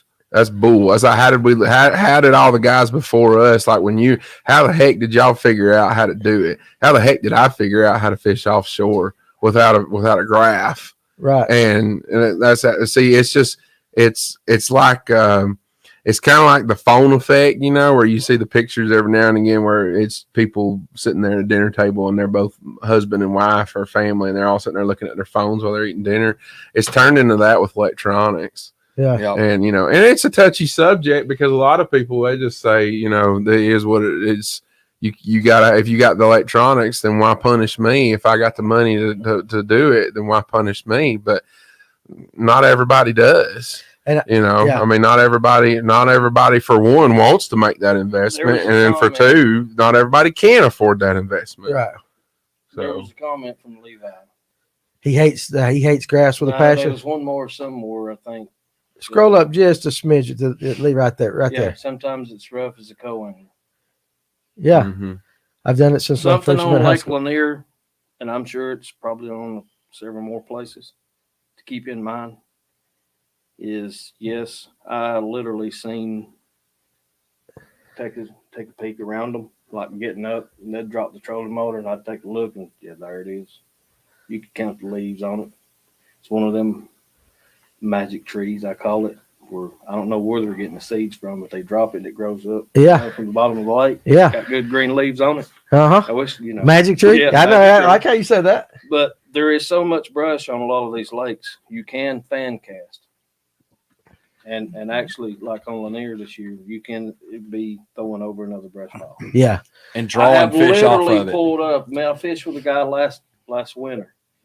We pulled up on one long running point in one very well known place, and within 50 to 60, 70 foot, there was 3 major brush piles. Yeah. So don't give up. I mean, it is hard, but it can be done. Because this year, I mean, I don't care. I'm not discouraged. I zeroed the second day. I knew it was going to be right. I knew, and I posted like a little deal, my little rundown is I put 10 or 1,000 miles on the top water, but I did. I mean, because when I would get up and get to the back of the seat, a lot of time I was trying to throw a half-ounce jig, get it down there. Just, I knew what he was fishing, so I'm going to be different. Right. I had a top water and tricky shad stuff ready to go if they come up schooling, and 1/8 ounce shaky head wasn't going to get down there fast enough. So there was times when he would drop the trolling motor, I'd just wire it back and, send a half-ounce jig out on a hunt.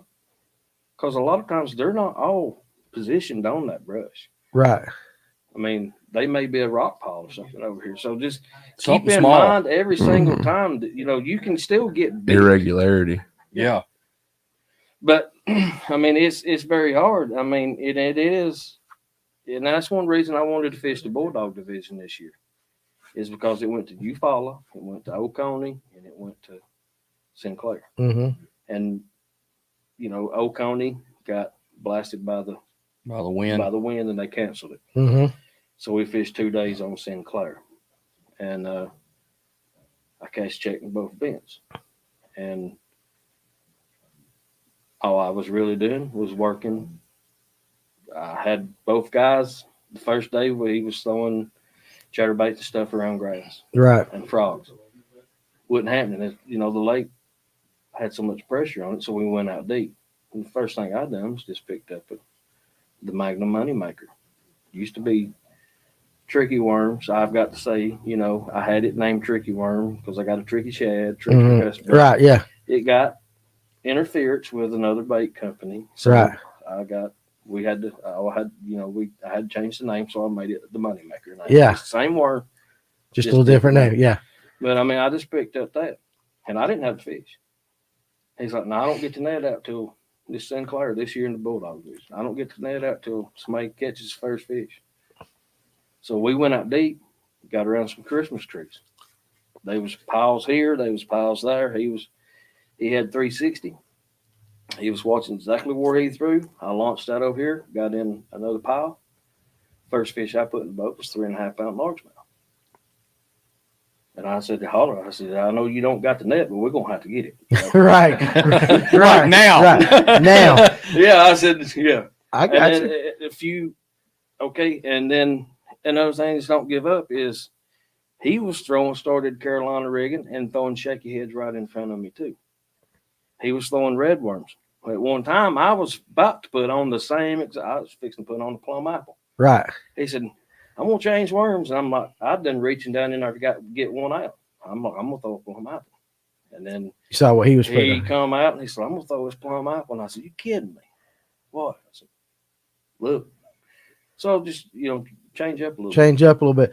I got Aaron Russell had a comment up there about triangulation in the brush piles and with this. So it's kind of a twofold thing with me, and y'all can comment on this. Guys go out and drop brush piles with today's technology. Hey, you can just go by and find them, pick them off one by one. Yeah. And so the argument of it is, that kind of rubs people the wrong way. But with electronics, what do you expect? However, if you went without all these electronics, 90% of these brush piles aren't going to get found if a guy goes out. So I mean, it kind of can work both ways. Send more brush on boat dogs. Yeah. So out in front of the dog. Right. But in a way, it would allow the guys to go out and do their own brush piles to not be, not be found so easy. The work they put in, then other people would have to work. That's what I'm saying. The electronics, it's kind of a what, Nathan? Hot take. The moment you put it in the public lake, it's not yours anymore. I understand that. We're not arguing that. But what we're arguing is if there was no electronics, the guy that actually does that, his spot's a little more secure. Right. Because the people aren't going to take the time to go out and find it because they don't. Piles a long time ago. Yeah. And I would try to put them in places that there's nobody going to fish here. Right. There's nobody going to fish over here. And now, man, I see guys all the time. They're idling and looking at their side scan. That's all they're doing. Yeah. 2D, your cone on a 2D versus now 150 foot each side. Yeah. Yeah. And that's kind of it. Yeah. You can't put nothing out now. It is what Nathan says. It's public. Hey, it's boom, it's there. Right. But if the electronics were not the way they were or are, you could hide some. You could hide them, and then come a tournament. You can't hide anything anymore. That's what I'm saying. You can't hide nothing. You know what? You can take a brush pile that's, say, 30 foot around. That's not to say that those fish are in it. They may be over here in this little bitty brush pile that's big as a wheelbarrow, and they'll be loaded on that little bitty brush pile. Yeah, yeah. So I see it as I mean I can see both sides of that, right? It is about the comment. The people that find them that don't put them out, I get that. But again, I think if the electronics were not as good or not allowed, then I mean it's more protected of that guy, and so that might be a difference in tournaments from 10 years ago as to today, and it would be a lot harder to find them on 2D like the cone, and I don't think the people would put as much time and effort into it as they do now because you can't just go out and just go hit a button. There it is, like you said, with side scan and all that. So, which brings me back. Would the anglers today's generation, or even somebody getting into it, would they even bother to fish as much? They'd have a harder time finding these things. Would that kind of push some of these guys out of these? Probably give them a little more motivation. Go put it in on their own. Well, that too. That's a possibility. I got I mean, if they're serious. Yeah, if they're serious. There's serious and there's semi-serious. Yeah, and it's the semi-serious, and those less that I'm saying probably wouldn't even. Whatever. I'll watch football. The ones that wants to laugh at everybody when they drop 5. Steve Pinkston, quite the conundrum. Yeah, I mean, little Kyle Wood. Steve, how you doing, buddy? It is interesting, you know. And so I would love to be able to have the ability to do a 40-50 boat tournament with some of the best guys out there. No electronics, no live scope, no. I'd love it. Nothing, even no flasher. Yeah. And just have a bare naked boat. You guys have a 2-day tournament, you know, and see who wins 2 days with nothing. Because I honestly think the guys, like you said, know the lake well enough. They kind of know the areas they should be. But I almost think if it was in the right time of year, the bank beaters might have the advantage on that because it's more natural. Maybe. I could be wrong. 100%. That the bank beaters, the power guys, stuff like that could, but the drop shotters and stuff like that would have a more difficult time. And I might be wrong on that. Yeah, that's like one of the guys I help out, Kyle Woods, young man. Good dad, middle too. School. Yep. Got a good father. Yep. I help them out, and they don't have the electronics, and they fished a 2-day, and the fish were good on the first day, but the second day that they fished, the guys that had the live scope are the ones that won the tournament. Yeah, and it's a tool. Yep. And you still got to make the fish bite. Yep. And all that, but for ease of finding spots and finding fish, like if you knew a brush pile was off a point, you put it there. Mm-hmm. With live scope, you can tell if the fish are on it. With no live scope, you got to work it. You got to actually put the line in the water to figure out whether the fish are on it. And that's what I explained to a couple of people. You don't want to burn your fish up, but used to the way of knowing what was in that pile was you had to catch one. Right. Like when you're pre-fishing and stuff. Yeah. Yeah. Now you can pull up, which I mean, like I said, I don't have it. My boats. I mean, that's one reason I don't go in the front is because it's going. I'm not going to say you've got to have it nowadays, but you're about crazy if you don't. I'm going to say that. But, yeah.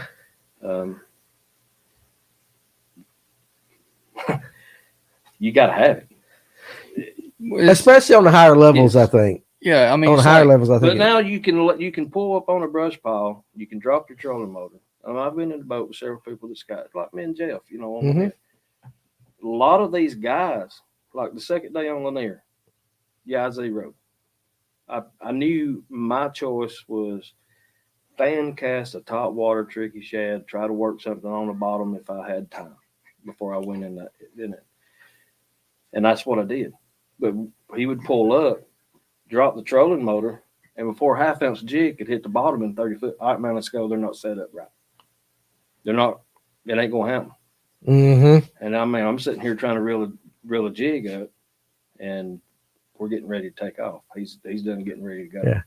So yeah, I know exactly. What about you, Rob? Because you are a boater.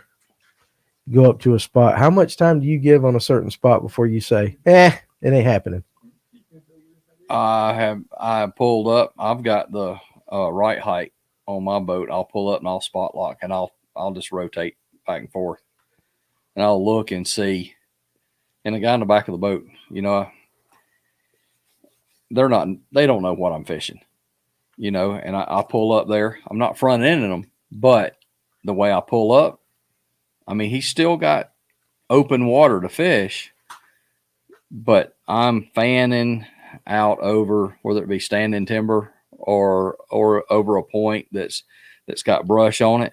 I'm fanning, and I've got, say, 2 or 3 spots on that point that there's brush piles on all 3 spots, and I can put it on 60 feet, and I'm looking at all 3 spots. I may chunk all the way out to the 3rd one and fish off of it versus the first one. Yeah. And just try to keep them away from how far away that there's no way, even though they're fan casting, there's no way that they're going to get to where I'm at because they're not supposed to throw past the console. Well, let me ask you this. Let's say you're up and you're on a spot and Benjie's in the back of the boat, or another guy just using the situation, you know, he's thrown a jig out. Mm-hmm. You know, he just made that cast, but you don't see nothing. That's time to go. You might be a little different. Are you concerned to let him finish that cast before you leave, or do you say, hey, get it out, let's go? No, I'm the type person to say, all right, man, when you get done with that cast, okay, I may throw one more time. Mm-hmm. And when you get that cast in, we're leaving. The main thing is remember it's their boat. Yeah, that's it. Have that's respect. It's their boat. Right. It's here. It's here to stay. I don't see it going away. Right. Matter of fact, I've seen some new upgrades that Garmin's, that I posted on Facebook the other day. Now that you can shoot out to 500 foot. Yeah, I heard that. So, as a co-angler, it's their boat. Respect it. Do the best you can do. Don't beat yourself down. Yeah. I have no disappointments for zeroing the second day on Lanier. I knew that the guy was doing what he had to do to try to win the tournament, and that's what he's here for. And you're along for the ride. Take a learning experience from him. You find yourself while you're fishing, kind of paying attention to what he's doing, yes, and just kind of absorbing it for the next time. Okay, I got that. Like I said, there's several times. I would just wait till he dropped the trolling motor in the water, and then he would say, "Let's go." All right, man, let's go. And he wouldn't even make a cast. There ain't nothing here. They're gone. Let's go. So, okay. Well, let me ask you this. I've heard people say they pull up on something, and I've even heard LJ kind of say it with, his 2D and all that it looks like there's nothing there, especially in the wintertime with the ditches and stuff where the fish are buried in something. Oh, God. But then all of a sudden you bring something across and it blows up. So do you think sometimes guys rush it or might make mistakes, or even yourself, like maybe you kind of second guess yourself like that? The fish probably were there or they might have been offside. I just didn't see them. I pull fish up that have mud on their bellies. Yeah. But did you see them on your live scope? Nope. No. Okay. That's what I'm saying. So that's what I'm saying. Do you think sometimes these guys get in and go, no, not there and go, when if they'd actually take the time to make 3-4 casts in there, they might actually fire something up that's not seen? 2 years ago, I was fishing with my grandkids, fishing a charity tournament, and I pulled up on a place and we was drop shotting. I got two young grandkids of mine, and we pulled up on a place, and it was like, man, it don't look like there's nothing here. I said, all right, boys, let's drop them down. Shoot, next thing you know, one of them's got a 5-pound spot on. Yeah. There's got to be a gap. If there's no separation, you're not. I don't care what name brand. 90% of the time, if they're belly on the bottom, you're not going to see them. You ain't going to see them. But sometimes, can they get in the brush that way though? Oh yeah, that's what I'm saying. So they're in the brush, and you don't see them. Take Jay Lee's brother, the other one, Matt. He had live scope. Was fishing timber. I think it was on Fort. He done made 6 or 7, 8 casts to the same piece of timber with live scope. Then he caught, I think it was 5 something. But he never saw it. Never saw the fish. Oh, I've thrown a Spotchoker out there, let it go all the way to the bottom, and just slow dragging it, and all of a sudden you'll say, and it's just like you can really not feel the fish, but you'll see the line jump. Yeah. And when that line jumps, just reel that thing down and just pull into it. You ain't got to pull hard. That 7-foot rod, medium with a fast tip, I use a St. Croix. And it ain't got to be an expensive rod. It don't have to be. But you need a sensitive rod. You just pull into that fish, and 99.9% of the time they're on it. Even though you don't feel anything, you just see the line. You making it, big guy? Mm-hmm. You making it? Really? Is that cracker kicking in? That chip kicking in on you? Yeah, I'm fine. You fine? All right. So let me ask you this: worst mistake you ever made fishing? Not changing out factory hooks. Good answer. Good answer. That's something that's very popular. How about you? Worst mistake you ever made fishing? When I was on some fish that I missed, that I wished I would have went back and threw a worm on them.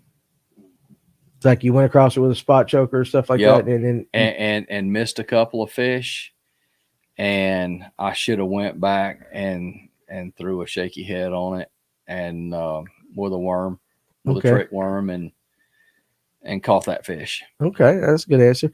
worst mistake you see others make that you wish, or something you see over and over again, people making the same mistake that just absolutely gets on your nerves, or that you wish you could correct. That might be the nicer way of saying it.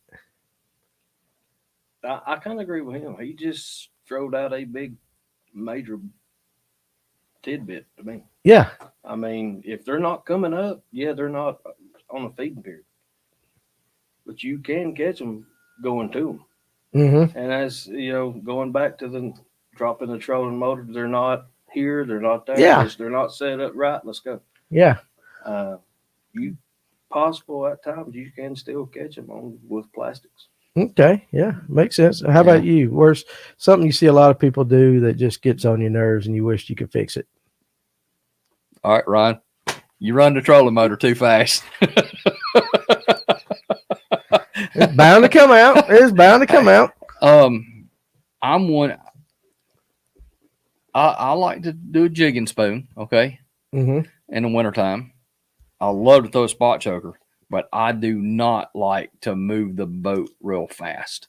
Yeah. I like my trolling motor to stay down 3, 4, maybe. Yeah. But I don't think you move as fast in the winter as you do in the not in the winter. Not in the winter. He does slow down in the wintertime. He does do that. I think backwash, a lot of people don't realize backwash off of a trolling motor. Most people say, man, I'm fishing 20 feet. They ain't gonna feel like backwash. You got to think if you talking 20 foot, my boat's a 20 foot. That ain't that deep. No. And if you got a 36 volt trolling motor and you got it on 8 or 10, the wind may be pretty bad, but if you backwash, if you need to back up, slow that thing down and ease back. Okay, I see what you're saying. So don't just gun it. Don't just gun it. Sal got his live well fixed. Sal got his live well fixed. There you go. And cleaned out. I hope it works the next time. He was having some problems with fish. He's doing everything he thought with fish, and Ryan kind of talked about cleaning the live well and stuff like that. So I'm glad, Sal. That's good. I'm glad. And I actually definitely need to talk to you. How about this? You said in the podcast your biggest weakness, flukes. Mm-hmm. Okay. What's your strongest point? What's your strongest? Because I'm gonna go over your weakness and your strongest. I know. What time of year it is? This time, right now. Right now. What's your strong suit? What's something you can go out and I'm gonna kick everybody's ass? I would throw a pearl white spot choker with a Zoom Fluke Junior. And that's your confidence, Yep. I've got confidence in it. Okay. All right. So this time of year, that's your number one. That's because you're going to catch the fish coming up. Mm-hmm. I mean, you can catch them when they're schooling. I mean, I'll throw top water too. Don't get me wrong. It's a great time of year right now because, man, it's fixing to hit wide open. Mm-hmm. Throwing a Seville, that type of stuff. But if I had one bait that I would put on my line, I'd put the 3/8 spot choker, and whether it be up in the water column, on top ripping it, or if I have to get down deep, that's my number one bait. Okay. Your strongest suit and your weakest suit right now, this time of year. This time of year, if I had a boat, I would be probably mainly focused on top water. Okay. That would be your strongest thing right now. That's what you think. Yeah. All right. What would be the absolute weakest thing? My absolute weakest is cold water fishing. Cold water fishing. I'm glad somebody else feels that's my strong part. No, with bottom baits. Okay. With bottom baits. Yeah. Now I'm good in 40-degree water temperature and 40 foot of water with a underspin. Any stuff like that. Well, you're talking about something in contact with the bottom. That's where you got to get better at. Like that. But you love the ditch bite. I love the ditch bite. A lot of times, this is my first year. All right, there was years in BFLs. There's been married to your fishing equipment. Yes. So to say. Right. For several years in the BFLs, even to say a year, I would only be in the boat in the BFLs and maybe 1 or 2 more times all year long. Right. I wasn't married to my pole, so to say. Right. I lost the feeling. There's a feeling. Yeah. And if you don't feel them bite, especially like on Burton, Lanier's got it, the slime grass, you pick up on it, you feel something. Right. Is it slime grass or is it him? Mm-hmm. That's, I've gotten better this year. I've been in the boat a whole lot more. Right. I'm not making excuses, but yeah, no, that helps doing it. It actually helps. If, I went to a different setup of a rod with a finer tip, and I can get a little more feel to it and all that. You get more of the sponge feel. Okay, I got you. Cold water fishing. I mean, I love it. Don't get me wrong. I mean, there's times when you'll have a jig in 40 foot of water, and I mean, it feels like Jaws. Then there's times you will not feel nothing. And how a fish can pick something up that weighs a half ounce, or some people even throw 3/4 ounce in the wintertime, how they can pick it up off the bottom and you don't even never feel them bite. I don't get it. No, I'm right there with you. No, that's my weaknesses. And then you see the line move. Yeah, no, absolutely. No, that's a good answer like that. So, all right. So before we're getting on towards the end, I want to give both of you the opportunity, little pitch on your company, maybe shout out some of the places that they can find your baits like that. So I'll let you start with Spotchoker and just. They're both linked in the comments. I mean, they're both linked in the description too. Not all of them. I'll link his website and you linked their websites. All right, but still, I want to give you a chance because not everybody will look in the comments. So. I was just making the comment. I'm in most of the bait shops around Lanier. My first new company in South Carolina this week, and it's a smaller shop, but let me tell you, they got a lot of good stuff in there. Yeah, Claxton Outdoors. Claxton Outdoors. Yeah, okay. They're a great company. Yeah. Husband and wife own business, and I look for great things to happen up there out of their store because it's really close to Hartwell. Good for you. Absolutely. And most, like I said, most of the tackle shops right here in this area have your stuff and all that. So definitely go check them out. Buford Down Bait and Tackle. Yep. Hammond's, Oakwood Bait and Tackle. We got a few Fish North Georgia. We got a few of them. What about you, Benjie? Y'all have a few. Yeah. And the biggest one I have is Gene's Pawn Shop in Cornelia, Georgia. Okay, there you go. Got roughly 25 foot of wall. I've got about everything that Brian come up and said if for BFLs for Northeast Georgia fishing, he's got Georgia Blade in there. It's not just me. Absolutely. Yeah. some LJ stuff in there. It's not just me. But right. I have a pretty big wall up there. You do? And Trip Sporting Goods along a few things. And, Hammond's has been doing real well this year. There you go. And I don't really have a website. I had to make decisions by modes so I could get faster because it's 100% hand pulled. There's no, this is the injector, Right. Absolutely. You got to make those decisions.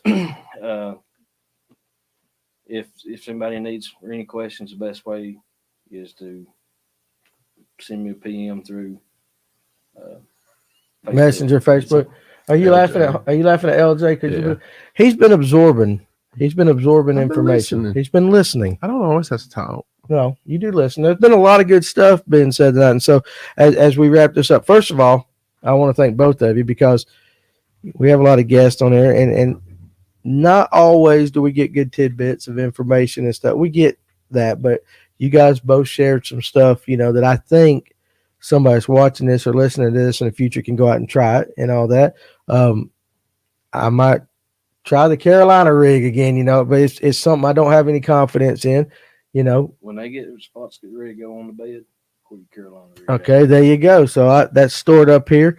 And then you've mentioned a couple, underspins going too fast, like that. So, little tidbits of information like that help guys out. So I appreciate both of you doing that. Can I say one quick thing? You can. Don't forget about the 1/4 ounce. The 1/4 ounce spot choker. Yeah. Throwing it around docks when the floats heat up in the wintertime, those big spots, the big largemouth will lay beside That's those. a big tidbit. Yes, it's a big I might thing. be saying too much now. But it makes sense. A little bit slower fall rate, stuff like that. And spots feed up. They want to feed up. Yeah. And throw that 1/4 ounce. And like I said, every one of them's got a Gamakatsu hook in them. Mm-hmm. They've got a good hook, good quality, and I made that for every fisherman to have something good in there. Yeah, no, that's good. I've caught fish on both of your baits. Like I said, I've caught plenty on the underspin like that. And then the biggest fish I've taken in the last 10 years, I caught on a mag trick worm, black and blue or blue flake. And it was just like, and I tell everybody, probably one of the best trick worms out there and stuff like that. I mean, it's just, and they built, so both of you build good baits, you're good guys, local companies like that. So, number one, appreciate you doing what you do, and also appreciate both of you taking time, come out here and talking with everybody and stuff like that, and sharing some knowledge and all that. It's been a good show listening to both of y'all actually talk some fishing and stuff like that, and some of your experiences both ways. So I want to thank both of you for doing that. And again, whatever we can do to help you guys grow, we want to be part of that, but we want to see you guys grow and succeed in your companies. And I wish the best for both of you in that. So guys, definitely listen. Hey, I want to thank Nathan and Paul and them behind the monitor back there, and Ryan and all that, especially with the chip challenge today. I know that absolutely rocked our world. And listen, but it'll be something we're going to talk about 30 years from now if I'm still alive. Remember that day we did that? Make sure you go to YouTube and watch the video. Yeah, that's what I'm saying. Yeah. That we ate that stupid chip. But again, thank all of y'all. But again, guys, listen, Trixster and Spotchoker, get out to your local bait companies. Check out these products, give them a whirl. You're not going to be disappointed in them. And, I'll be throwing actually both your products Saturday, just to let you both know. So I hope they come in handy with me, in my tournament like that. But again, you're finding them at local bait shops and stuff. So not only are you supporting your local tackle stores like that, you're supporting guys like this that are getting out, that are trying to make these great baits, taking a lot of time to make you a good quality bait. And like, Benjie said that earlier. Hey, I could do this, I could do that. Same with you. I could skimp on this, skimp on that, but I'm not going to. So, hey, quality baits, you're going to enjoy them. So definitely go out, find you some Trixster, find you some Spotchoker. You're not going to be disappointed. And guys, with that, we're going to end this edition of the Livewell again. Thank all of y'all. Thank you guys for watching, for your comments. Again, if you're listening at a later time, hey, we appreciate you too. You too. Make sure you do the like and subscribe. You know how that works on that. Check us out on Instagram, the Fish North Georgia page, the TikTok. We're trying to get all this stuff up and going, and we want you to join us there. Got a lot of things that are happening that we're going to be announcing next week. Mm-hmm. The Livewell is going to be in a little bit different location because come see me Saturday. Yeah. Well, yeah, definitely. I'll say this. The shop will be open this Saturday. Come see Ryan. We got sale on our apparel. And what else? All Yak Attack. All Yak Attack stuff is 15% off. 15% off that. And all apparel is, what did we say? 25% 25% off. And we have hail razors. Out the wazoo. Out the wazoo. So come get them. We got a full restock of Spotchoker underspins as well. And we got a couple of good colors of the Kitech. We got tricky shads. We've got crusty crawlers. Yeah, we got some good stuff. So come on out and come see me Saturday. Spend some time. We'll have some football going on. Have football on, yeah. Come see the shop. And but next Thursday, we're going to be doing our own location from Chickamauga. We've got a tournament there the following Saturday. So we're going to head out. We're going to close the shop Wednesday afternoon. The shop's going to be closed Thursday, Friday. We will have somebody here on that Saturday that's going to be open. We got somebody that's going to come run it Saturday at the shop. But we're going to be doing kind of like a live on. It'll look a little different, but we'll be there. Still be through StreamYard. You'll still be able to comment and all that kind of stuff. But we'll be talking about what we found on Chickamauga next time. So you guys join us there. And again, got the podcast coming out tomorrow, 6 p.m. with Rob. Check that out. A lot of good stuff, a little backstory and all that. I think you'll enjoy it. Again, I want to thank all our sponsors, Rachel Collins, 400homes.com. Thank you to Gold Nugget Nutrition for the teas, and I'm going to try the balm tonight. We're going to see how that works. For Her Outdoor Apparel, first week here as a sponsor. Thank you guys, and Buford Dam Bait and Tackle. You guys go out and join, enjoy your fishing this weekend. I think the weather's not going to be as bad as they thought, and again, our thoughts and prayers are with those that had to deal with all that stuff. I know You have some family in Fort Myers and all that. So very serious situation. So count your blessings that we didn't get it, but think about those people. Help out where you can with that. And we will see you next Thursday on the Livewell. You guys have a great weekend.